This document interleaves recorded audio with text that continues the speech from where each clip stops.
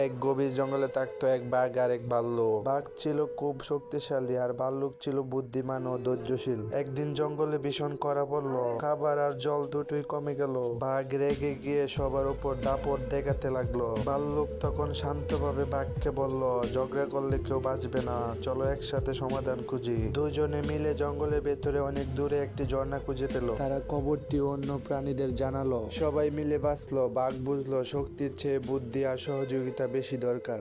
এক গভীর জঙ্গলে থাকতো এক বাঘ আর এক ভাল্লুক। বাঘ ছিল খুব শক্তিশালী আর ভাল্লুক ছিল বুদ্ধিমান ও ধৈর্যশীল। একদিন জঙ্গলে ভীষণ খরা পড়লো, খাবার আর জল দুটোই কমে গেল।